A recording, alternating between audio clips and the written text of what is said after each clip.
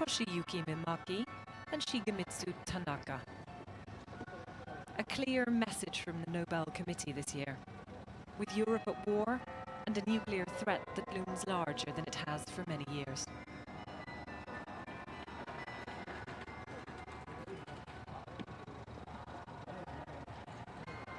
Here we see them met by the chair of the Nobel Committee, Jørgen Vatne-Fridnes. At his side, the director of the Nobel Institute, Olav Njølstad. This will be his last ceremony as director, as he will retire in the new year and be replaced by Christian Berg-Harpviken, the former head of the Peace Research Institute in Oslo.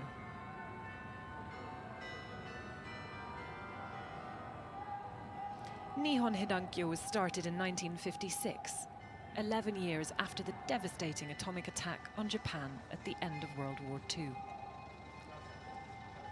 It began as an organization for the survivors of the attacks, but they quickly joined the worldwide movement for a global ban on nuclear weapons and, most importantly, their abolition, work that continues to this day. Built 88 years ago, Oslo's City Hall's facade has been extensively renovated this year. All the stonework has been cleaned, and we now see the Oslo Girl, a bronze statue by artist Josef Grimeland. The whole figure has been cleaned and its surface gilded, and she looks quite lovely in the crisp December light.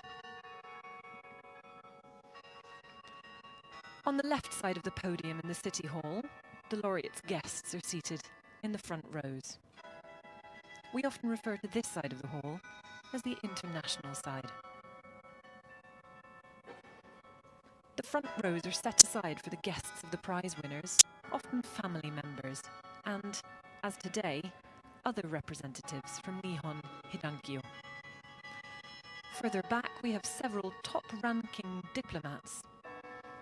In the fifth row, the Swedish ambassador alongside the Japanese ambassador.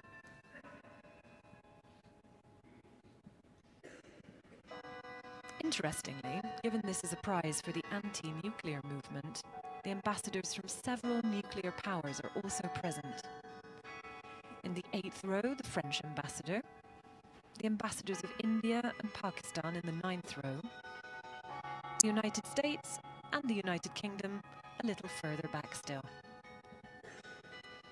On the right side of the hall, we see guests officially representing Norway in their various roles. In the front there, the President of the Norwegian Parliament, Masud Gharahkhani. Beside him, Prime Minister Jonas Gahr Støre. Now several prominent government ministers, such as the Minister of Finance, Trygve Slagsvold Vedum. In the row behind, we see the leader of the Conservative Party, Erna Solberg, with her husband.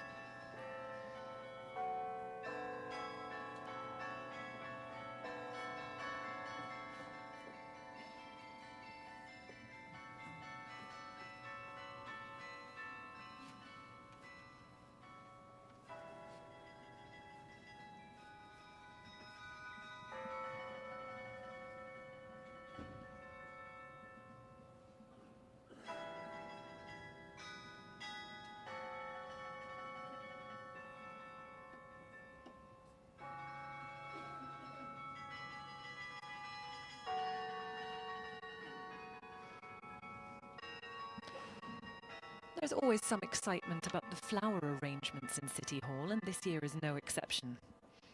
The man behind this year's display is Stein Are Hansen, one of Norway's most famous floral decorators. We see a foundation of dried Japanese knotweed, a bronze-brown color.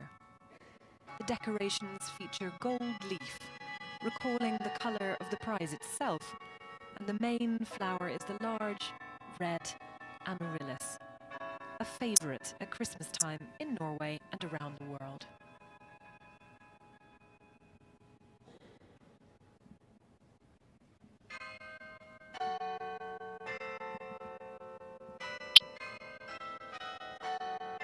This year's Nobel diploma is by Maria Buskov, originally from Denmark. She was educated at the Academy of the Fine Arts in Oslo, and her work is currently on display at the National Museum of Norway. This is the first time Buskov has been commissioned to illustrate the Nobel diploma. As we can see, it's an abstract painting that the artist herself describes as representing freedom, choice, and imagination. The painting was created before it was announced who would receive the prize this year.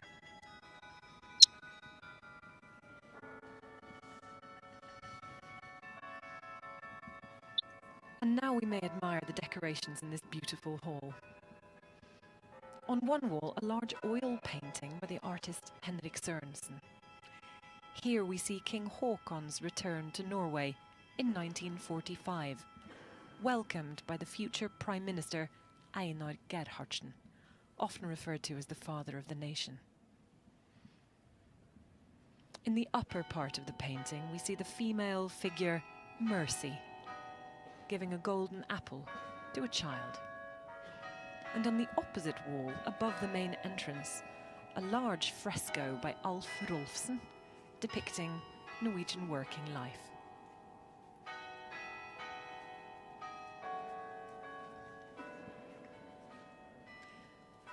Tradition dictates that the prize be awarded here in Oslo on December 10th.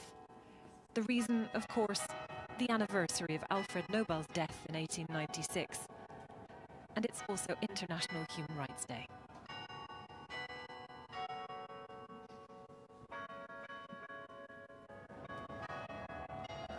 And now, the cars carrying the royal family arriving in the courtyard.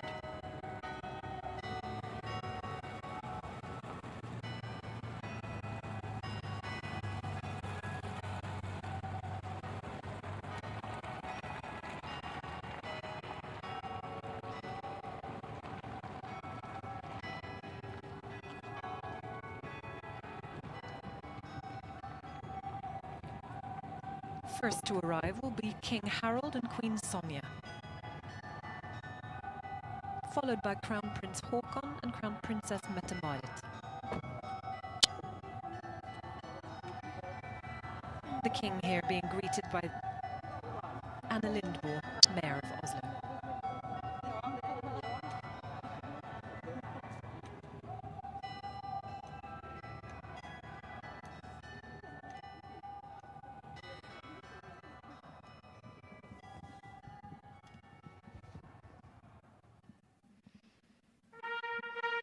And now, the royal procession enters City Hall, accompanied by the staff band of the armed forces playing a parade march.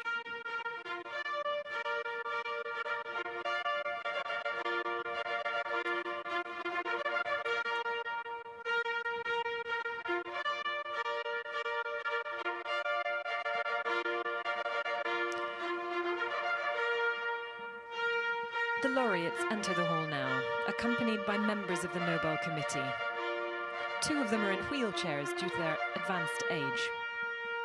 Leading the procession, Deputy Chair Asle Toye, walking with Terumi Tanaka. Shigemitsu Tanaka follows on foot with Anne Enger, and Toshiyuki Mimaki is with Kristin Clemet. Following them is the newest member of the Nobel Committee, Gry Larsen.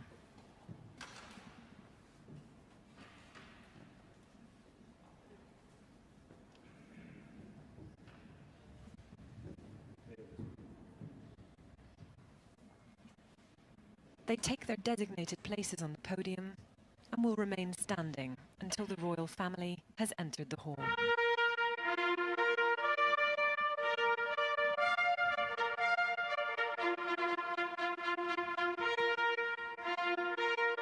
And now the royal procession.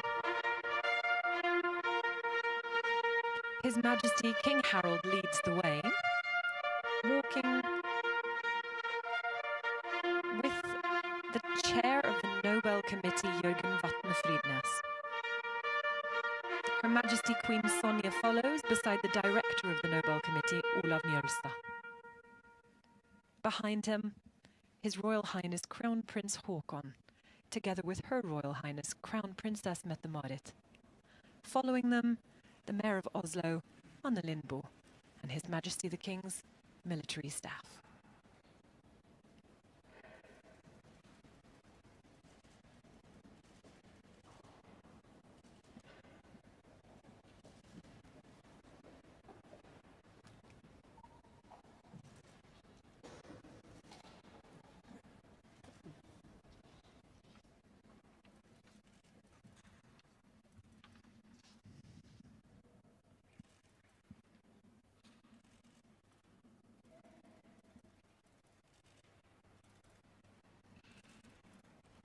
They take their seats and the ceremony may begin.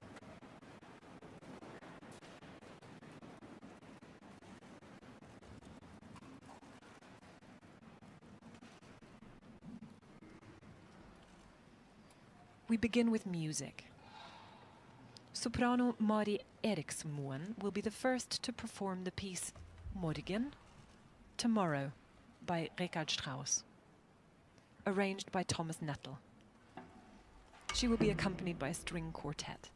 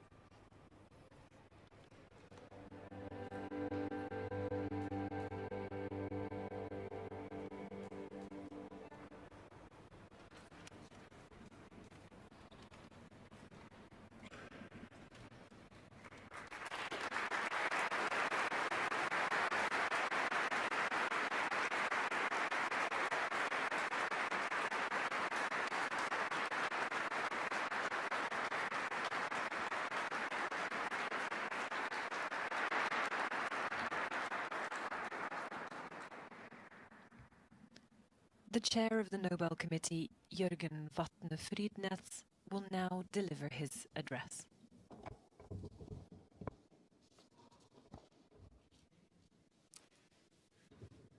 Your Majesties, Your Royal Highnesses, esteemed laureates, excellencies, distinguished guests, ladies and gentlemen. There lies before us, if we choose, continual progress in happiness, knowledge and wisdom. Shall we instead choose death because we cannot forget our quarrels? We appeal as human beings to human beings. Remember your humanity and forget the rest. If you can do so, the way lies open to a new paradise. If you cannot, there lies before you the risk of universal death. Bertrand Russell, Albert Einstein, and other prominent intellectuals from around the world posed these questions to humanity in 1955. Their famous manifesto highlighted the dangers of nuclear war and urged global leaders to seek peaceful ways of resolving international conflicts. Today we must ask ourselves once more, have we remembered our humanity? Have we chosen a path towards the light, or are we still on the road to destruction and death? Russell and Einstein composed their manifesto 10 years after 2 American atomic bombs killed an estimated 120,000 inhabitants of Hiroshima and Nagasaki. A comparable number died of burn and radiation injuries in the ensuing months and years. The Japanese cities were almost entirely destroyed, resulting in social and economic collapse. Many of the nearly 650,000 survivors have struggled with psychological trauma and physical suffering. They have been silenced, neglected, and stigmatized. They have had to fight not only for their economic rights, but for simple acknowledgement for the hardship they have endured. Nihon Hidankyo, a grassroots movement of atomic bomb survivors from Hiroshima and Nagasaki, is receiving the Nobel Peace Prize for 2024 for its efforts to achieve a world free of nuclear weapons and for demonstrating through witness testimony that nuclear weapons must never be used again. This year's Peace Prize to Nihon Hidankyo joins a distinguished list of peace prizes that the Norwegian Nobel Committee has previously awarded to champions of nuclear disarmament and arms control. These laureates have worked in different ways to reduce the threat by nuclear weapons. 13 Nobel Peace Prizes have been awarded in full or in part for peace efforts of this kind. On each occasion, the Norwegian Nobel Committee has warned against the menace of nuclear weapons. This year, that warning is more urgent than ever before. As 2025 approaches, the world is entering in what many analysts characterize as a new, more unstable nuclear age. The role of nuclear weapons in international politics is changing. The nuclear powers are modernizing and upgrading their arsenals. New countries appear to be preparing to obtain nuclear weapons. Key arms control agreements are expiring without being replaced, and threats to use nuclear weapons in ongoing warfare have been made openly and repeatedly. It is perhaps necessary to remind ourselves just what nuclear weapons are. The most destructive weapon the world has ever seen. Today's nuclear weapons, and there are more than 12,000 of them, have far greater destructive power than the 2 bombs used against Japan in 1945. They could kill millions of us in an instant, injure even more, and disrupt the climate catastrophically. A nuclear war could destroy our civilization. Although the shadow of nuclear weapons continue to loom over the world, we gather here today in a spirit of hope. For there is a point of light that we must recognize. It is the fact that no nuclear weapons has been used in war since 1945. In response to the atomic bomb attacks of World War II, a global movement arose whose members have worked tirelessly to raise awareness about the catastrophic humanitarian consequences of using nuclear weapons. Gradually, an international norm developed that stigmatizes the use of nuclear weapons as morally unacceptable. This norm is often referred to as the nuclear taboo, a term coined by the political scientist Nina Tannwald, who is present here today. Like other international norms, the nuclear taboo is maintained by collective agreement, by widespread moral outrage at the prospect of using nuclear weapons, and by a mutual fear of the abyss awaiting humanity if the norm is violated. But the taboo is fragile, and it becomes more so with the passage of time. We therefore need reminding. Nihon Hidankyo and the Hibakusha, the survivors of the atomic bomb attacks on Hiroshima and Nagasaki, have never wavered in their efforts to erect a worldwide moral and legal bulwark against the use of nuclear weapons. Their role in establishing the taboo is unique.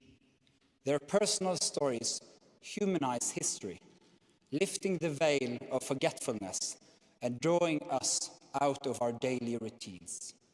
They bridge the gap between those who were there and we others, untouched by the violence of the past. They are living reminders of what is at stake.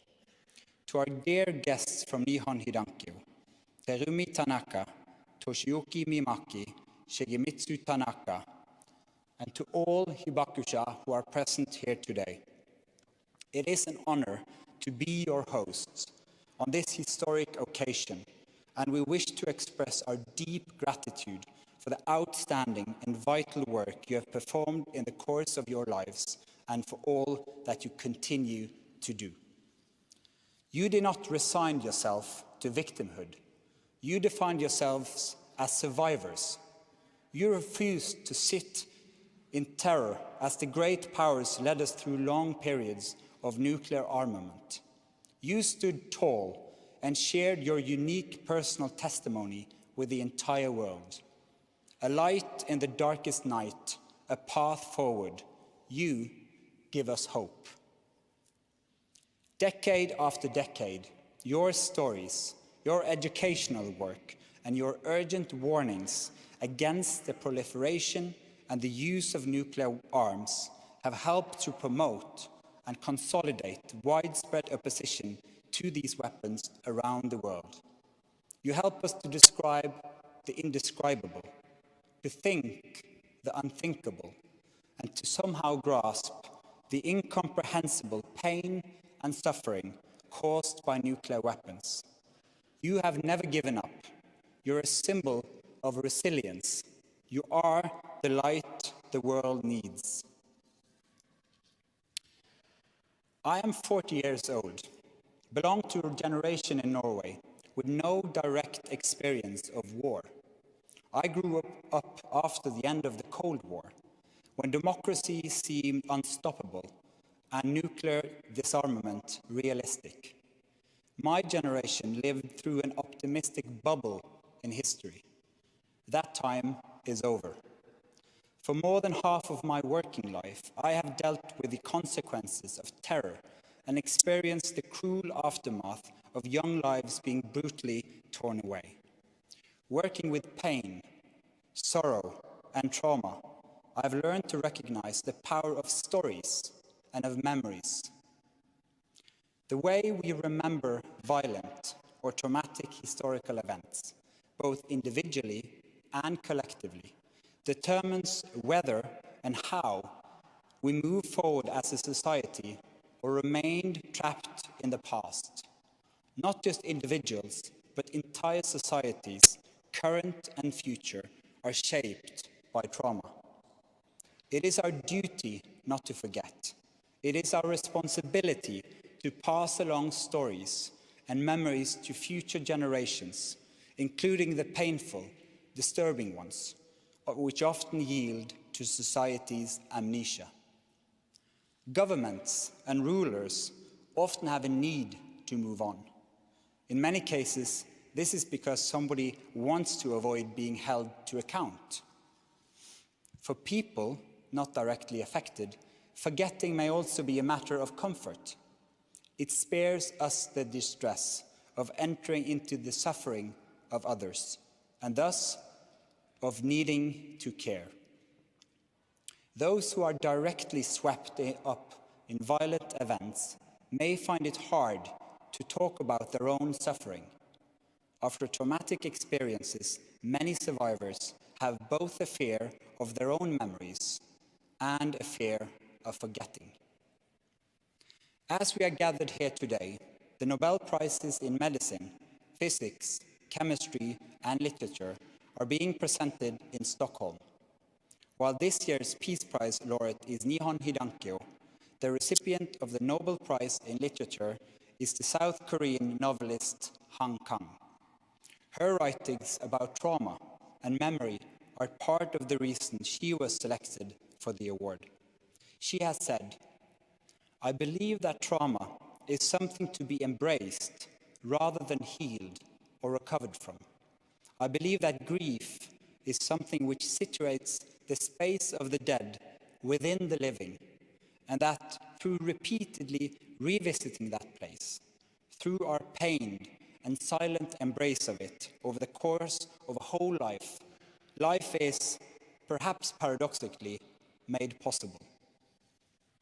Memories can imprison us, cut us off, prevent us from moving on, but they can also be a catalyst for new life, a safeguard against forgetfulness, and a tool for honoring those who have suffered. Memory work can be an act of resistance, a force for change.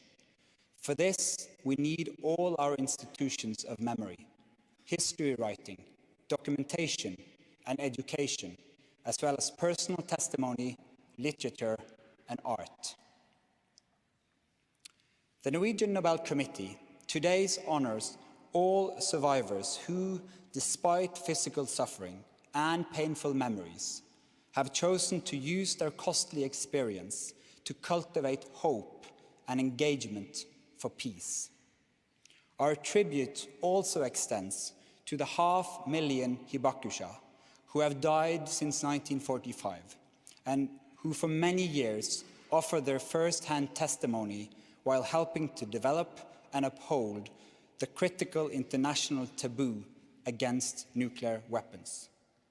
One day, the hibakusha will no longer be among us as witnesses to history.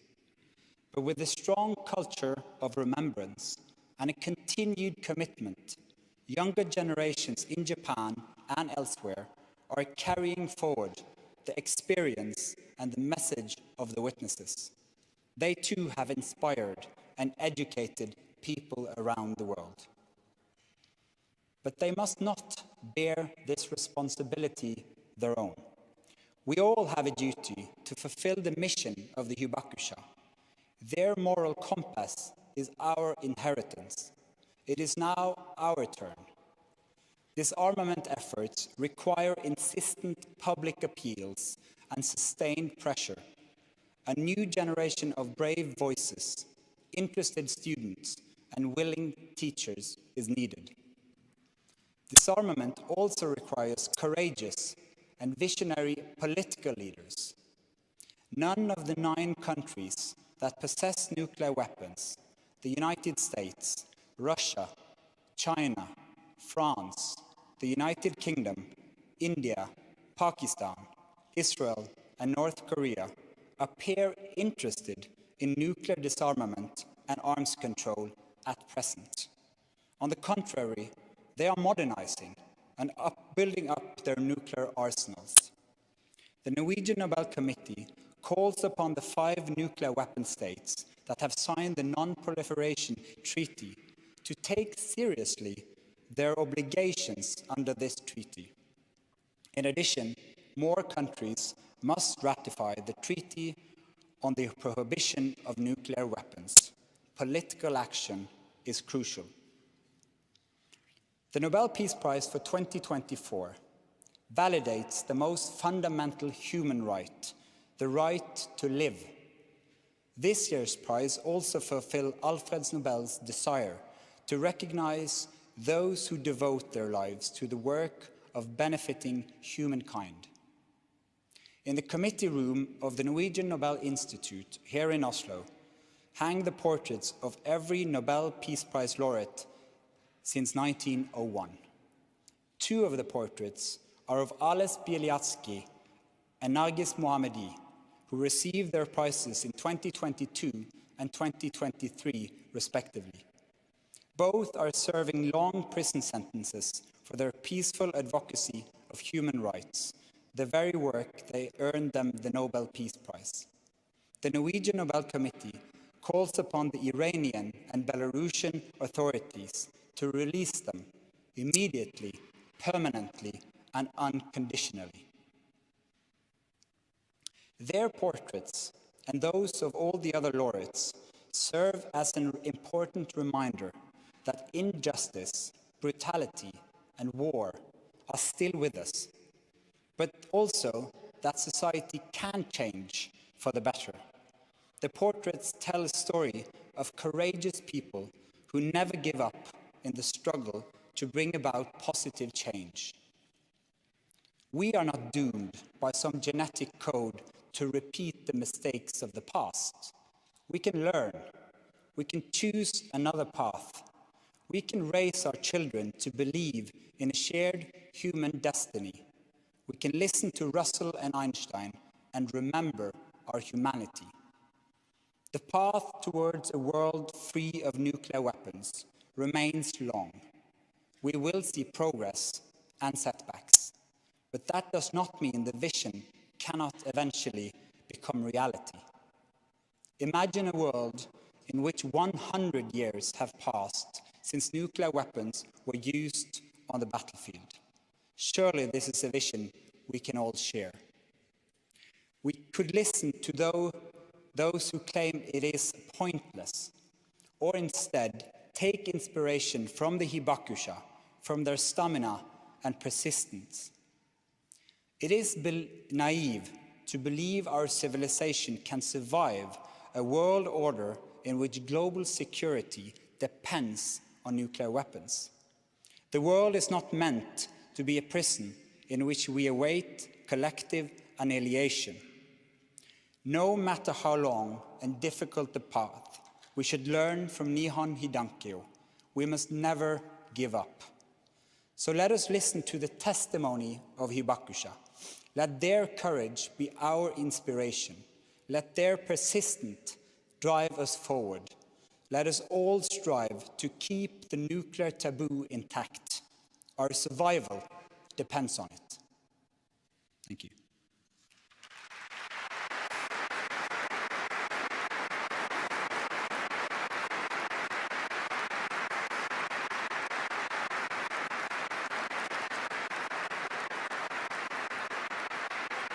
And now the chair of the Nobel Committee, Jürgen Vatne-Friedrich, will call upon the 3 representatives of Nihon Hidankyo And I'll call upon to receive their Mr. diploma and Terumi medal. Tanaka, Mr. Shigemitsu Tanaka, and Mr. Toshiyuki Mimaki, representing Nihon Hidankyo, the Nobel Peace Prize laureates for 2024, to step forward to receive the diploma and the gold medal.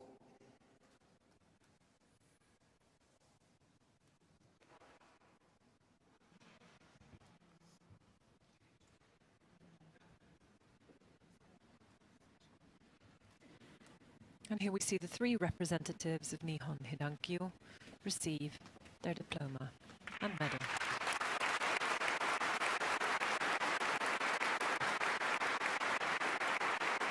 Yoshiyuki Mimaki there, age 82. Shigemitsu Tanaka, age 83.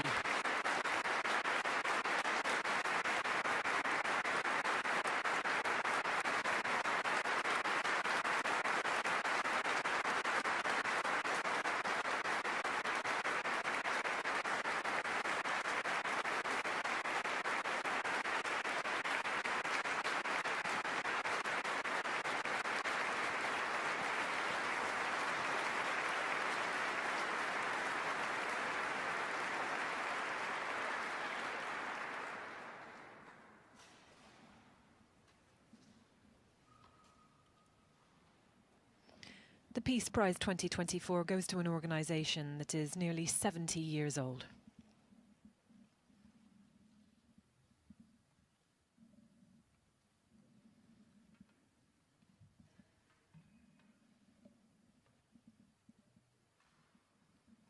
Now more music. We welcome musicians Yuuka Snell, Shiomi Kawaguchi and Martina Kopp, better known as the Mitsune Trio. They will perform an original composition, Hazama.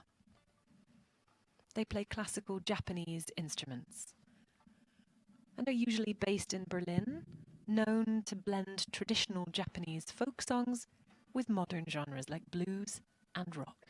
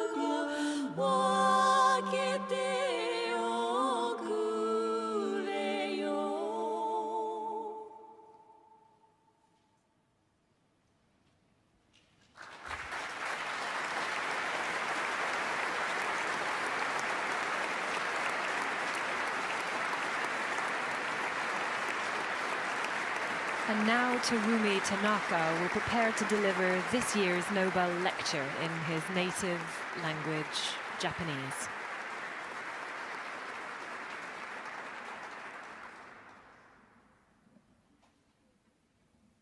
I now call upon Mr. Terumi Tanaka to deliver the Nobel Peace Prize Lecture 2024 on Nihon Hidankyo's behalf. Mr. Tanaka, will you please take the floor? Terumi Tanaka, the Secretary General of Nihon Hidankyo, 92 years old. He was only 13 years old when Nagasaki was bombed, and he lived 3 kilometers from the explosion site. Now he prepares his address to the world.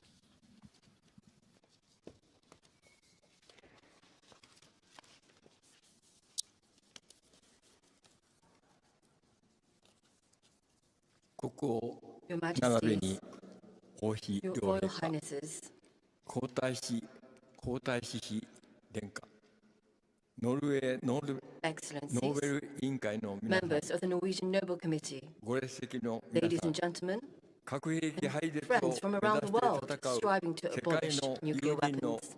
皆さん、ただいま紹介 Thank you い for た your だきまし introduction. た日本 I 被 am 団協 Terumi の Tanaka, 代表員の一 one 人 of で the あります 3 co-chairpersons of Nihon Hidankyo. 本日は I'm 受賞 honored し to た日本 speak 被団 on 協を代 behalf 表 of して Nihon ご Hidankyo, 挨拶をする機 the 会を Nobel いた Laureate, だきあ Peace りがとうご Laureate ざいます。 of this year. 私たちは We established 1956年 Nihon Hidankyo, Japan Confederation of A and H bomb sufferers organizations, in August 1956. Having ourselves survived the inhumane impacts of atomic bombings, damage unprecedented in history, we launched this movement to ensure such suffering would never be repeated with 2 basic demands. The first demand is that the state which started and carried out the war should compensate victims for the damage caused by the atomic bombs, in opposition to the Japanese government's assertion that the sacrifice of war should be endured equally by the whole nation. The second is to demand the immediate abolition of nuclear weapons as extremely inhumane weapons of mass killing, which must not be allowed to coexist with humanity.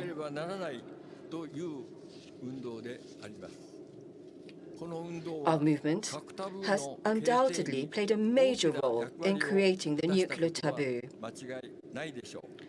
However, there still remain 12,000 nuclear warheads on the Earth today, 4,000 of which are operationally deployed, ready for immediate launch.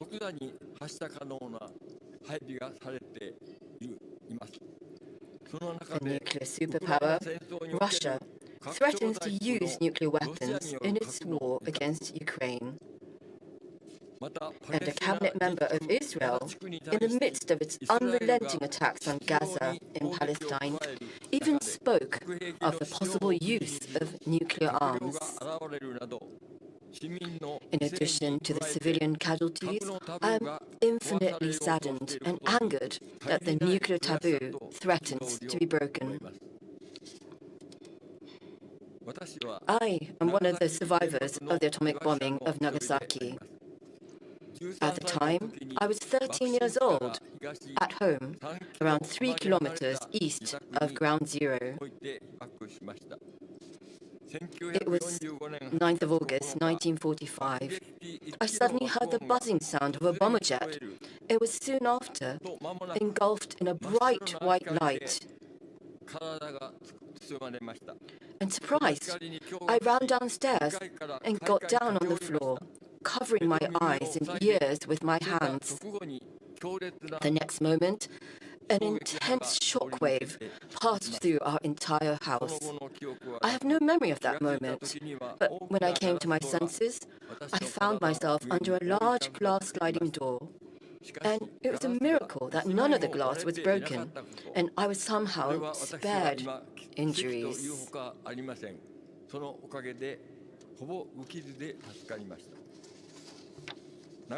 3 days later, I sought out the families of my two aunts who lived in the area near the hypocenter. It was then that I saw the full devastation of the bombing of Nagasaki.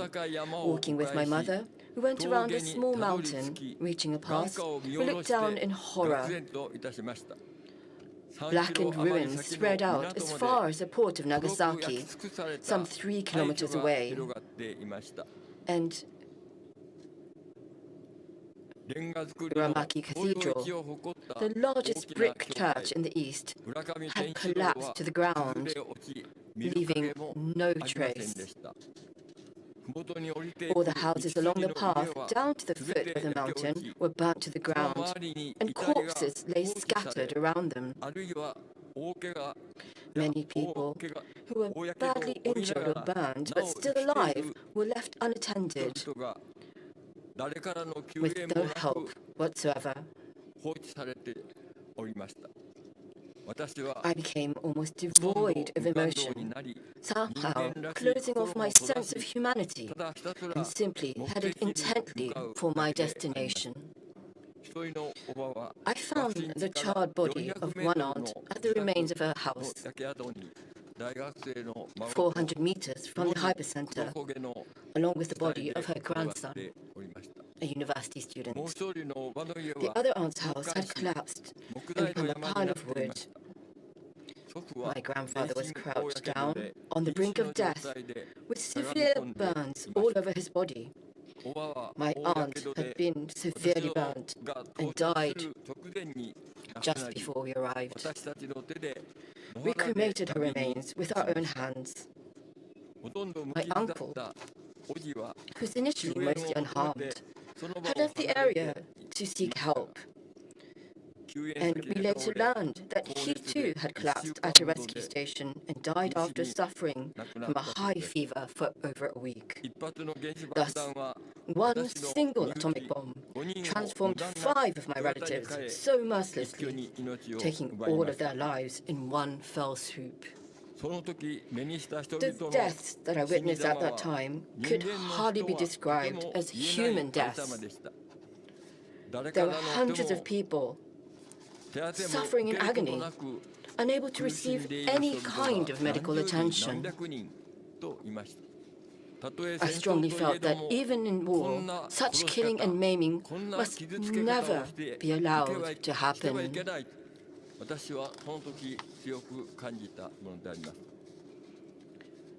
The Nagasaki bomb exploded 600 meters above the city. 50% of the energy released caused shockwaves that crushed houses. And 35% caused heat rays that severely burned people who were outside and ignited fires throughout the collapsed houses. Many people were crushed and burned to death inside their homes. The remaining 15% penetrated the human body as neutron and gamma rays, destroying it from the inside out, leading to death and causing atomic bomb sickness.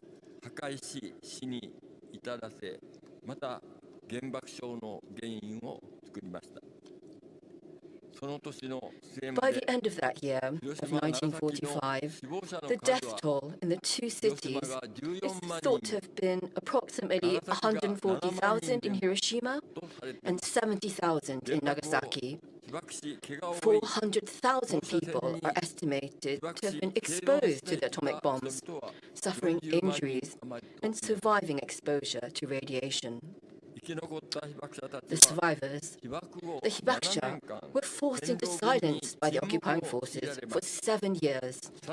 Furthermore, they were also abandoned by the Japanese government. Thus, they spent more than a decade after the bombings in isolation, suffering from illness and hardship in their lives, while also enduring prejudice and discrimination. The United States hydrogen bomb test at Bikini Atoll on March 1, 1954, resulted in the exposure of Japanese fishing boats to deadly radioactive fallout, or the ashes of death. Among others, all 23 crew members of the Daigo Fukuryu-maru were exposed to radiation and developed acute radiation sickness. And the tuna that they caught were discarded. This incident triggered a nationwide petition calling for a total ban on atomic and hydrogen bombs and tests, and this spread like wildfire throughout Japan and also throughout the world. This gained over 30 million signatures, and in August 1955, the first World Conference against atomic and hydrogen bombs was held in Hiroshima. This was followed by the second conference in Nagasaki the following year. And encouraged by this movement, A-bomb survivors who participated in the World Conference formed the Japan Confederation of A and H bomb survivors organizations Nihon Hidankyo on August 10, 1956, in the city of Nagasaki. In our founding declaration, Nihon Hidankyo expressed its determination to save humanity from its crisis through the lessons learned from our own experiences, while at the same time saving ourselves. We launched a movement demanding both the abolition of nuclear weapons and state compensation for the atomic bomb damage suffered. Our initial campaign resulted in the enactment of the A-bomb sufferers' medical care law in 1957. However, the content of the law was limited. Besides issuing atomic bomb survivor certificates and providing free medical examinations, medical expenses would be paid only for illnesses recognized as atomic bomb related by the Minister of Health and Welfare. In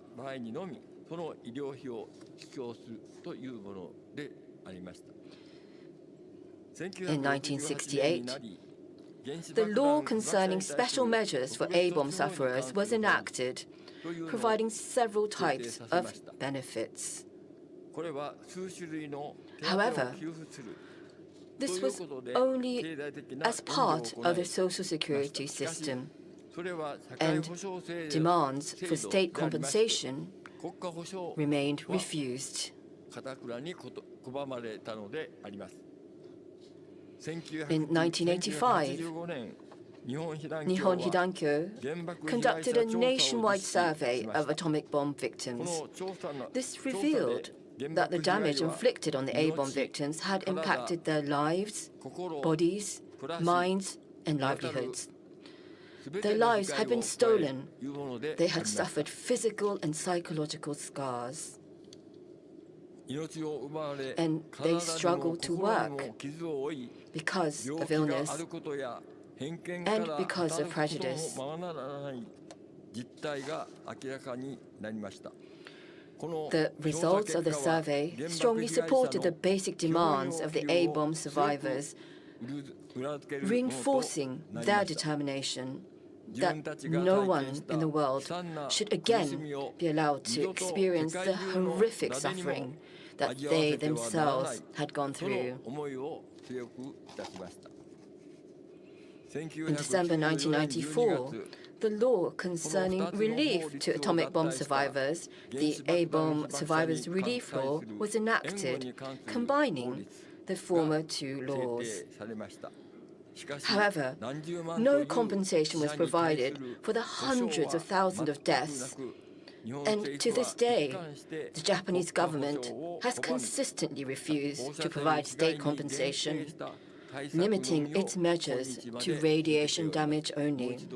And let me repeat again, for those who lost their lives in the atomic bombs, the Japanese government has made no compensation whatsoever. This is the reality, and I wish to draw your attention to this. And for many years, these laws did not apply to A-bomb survivors living abroad, regardless of their nationality. Korean hibakusha who were exposed to the atomic bombings in Japan and returned to their home countries, as well as many hibakusha who emigrated to the United States, Brazil, Mexico, Canada, and other countries after the war suffered both from diseases unique to Hibakusha and from a lack of understanding by others of the damage caused by the A-bomb. Nihon Hidankyo worked in solidarity with the associations of A-bomb survivors formed in each country, and both in law courts and through joint actions, we urged the government of Japan to act, which led to the provision of almost the same support for the A-bomb survivors abroad as those in Japan. Our movement has continued to call for the immediate elimination of nuclear weapons, urging our own government, the nuclear weapon states, and all other states to take action. In 1977, an international symposium on the damage and after effects of the atomic bombing of Hiroshima and Nagasaki was held in Japan under the auspices of NGOs associated to the United Nations. The symposium clarified the reality of the damage caused by the atomic bombings to human beings. And around this time, the threat of nuclear war was rising in Europe. Large rallies of hundreds of thousands of people took place in numerous countries, and Hibakusha were asked to give testimony at these rallies. In 1978 and in 1982, nearly 40 representatives of Nihon Hidankyo participated in the UN special sessions on disarmament held at the United Nations headquarters in New York. Our representatives spoke in the General Assembly Hall and gave testimony at local schools and gatherings. Representatives of Nihon Hidankyo have also secured opportunities to speak at the review conferences of the Treaty on the Non-Proliferation of Nuclear Weapons and its preparatory committee meetings. During the review conferences, they held A-bomb exhibitions in the main lobby of the UN General Assembly Hall, and this was done to great acclaim. In 2012, at the preparatory committee for the NPT review conference, the Norwegian government proposed holding a conference on the humanitarian impact of nuclear weapons. Hibakusha testimonies given at the 3 humanitarian conferences, which started in 2013, were taken very seriously and led to the negotiations toward the Treaty on the Prohibition of Nuclear Weapons. In April 2016, A-bomb survivors around the world launched the international signature campaign in support of the appeal of the Hibakusha for the elimination of nuclear weapons, as proposed by Nihon Hidankyo. This campaign grew significantly, and over 13.7 million signatures were collected and submitted to the United Nations. And we are joyed that as a result of that, in part, on the 7th of July 2017, the Treaty on the Prohibition of Nuclear Weapons was adopted with the support of 122 countries. For us, this was a huge occasion for joy. It is the heartfelt desire of the Hibakusha that, rather than depending on the theory of nuclear deterrence, which assumes the possession and use of nuclear weapons, we must not allow the possession of a single nuclear weapon. Please try to imagine for a moment. There are 4,000 nuclear warheads ready to be launched immediately. This means that damage hundreds or thousands of times greater than that which happened in Hiroshima and Nagasaki could happen right away. And at any time, any one of you here could either become a victim or a perpetrator. I therefore plead for everyone around the world to discuss together what it is that we must do to eliminate nuclear weapons and demand actions from governments to achieve this goal. The average age of the A-bomb survivors is now 85. And 10 years from now, there may only be a handful of us able to give testimony as first-hand survivors. From now on, I hope that the next generation will find ways to build on our efforts and develop the movement even further. One thing that will serve as a great resource is the existence of the No More Hibakusha project, inheriting memories of the A and H bomb sufferers. This non-profit organization has worked closely with Nihon Hidankyo to preserve records of Hibakusha, the records of the Hibakusha movement, the testimonies of A-bomb survivors, as well as the activities of Hibakusha organizations in various parts of Japan. For nearly 15 years since its formation, this organization has endeavored persistently to preserve and manage an archive of the grassroots movements of Hibakusha, their testimonies, and the activities of Hibakusha organizations in different localities. I hope that the association will take a major step forward in the movement to make use of these materials externally. I'm hopeful that it will become an organization that takes action, devoting its efforts to the dissemination of the reality of the atomic bombings. And furthermore, I strongly hope that it will expand its activities, not only within Japan, but also internationally. To achieve further universalization of the treaty of the prohibition of nuclear weapons and the formulation of an international convention which will abolish nuclear weapons, I urge everyone around the world to create opportunities in your own countries to listen to the testimonies of A-bomb survivors. And please feel with deep sensitivity the true inhumanity of nuclear weapons. In particular, I hope that the belief that nuclear weapons cannot and must not coexist with humanity will take firm hold among citizens of nuclear weapon states and their allies, and that this will become a force for change in the nuclear policies of their governments. Let not humanity destroy itself with nuclear weapons. Let us work together for a human society in a world free of nuclear weapons and free of wars. Thank you for your kind attention.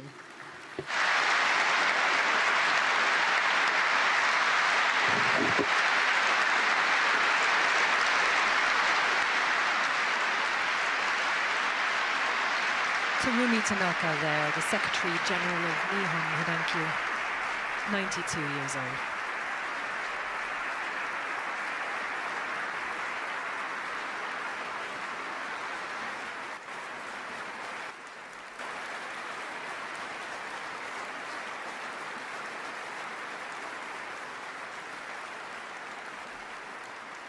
And now it's time for today's third and final musical performance, which should be quite a highlight.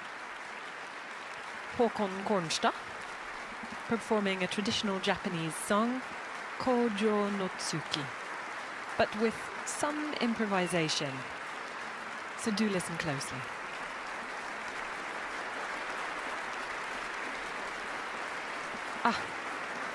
And a sudden standing ovation for Terumi Tanaka. Everyone in City Hall on their feet in applause for the words of this year's Nobel laureates.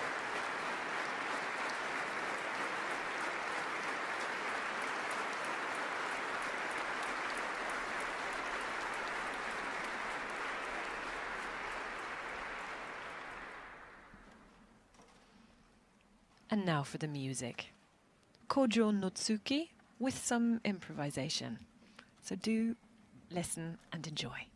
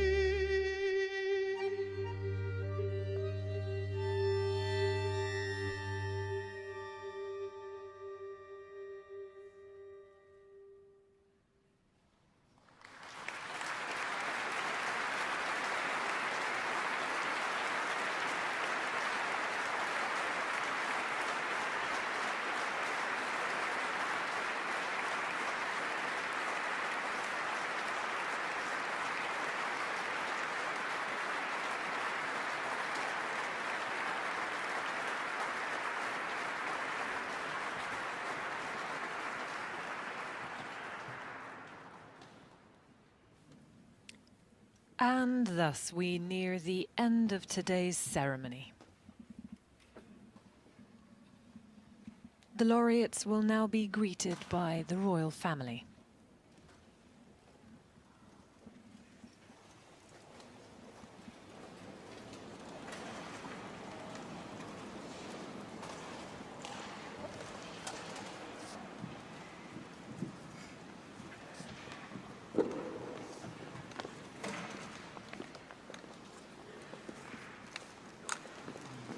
The king, shaking the hand of Terumi Tanaka, Secretary General of Nihon Hidankyo. Then the hand of Shigemitsu Tanaka, another survivor of Nagasaki and one of the organization's leaders, followed by Toshiyuki Mimaki, 82 years old, another of the organization's leaders. The king is followed by the queen,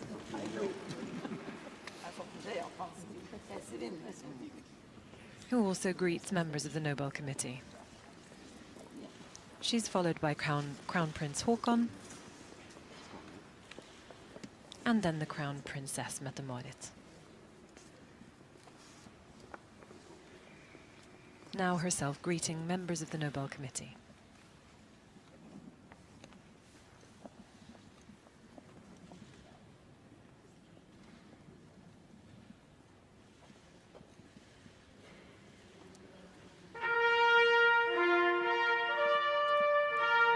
Royal Norwegian Navy Band plays a parade march as the guests now begin to file out of Oslo City Hall.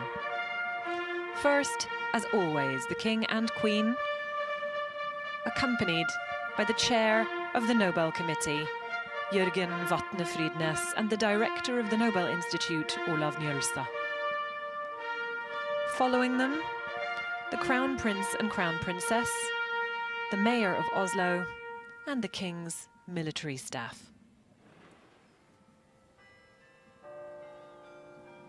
We now hear the City Hall's famous bells sounding out across the city, and the laureates will be the next to exit, together with the members of the Nobel Committee.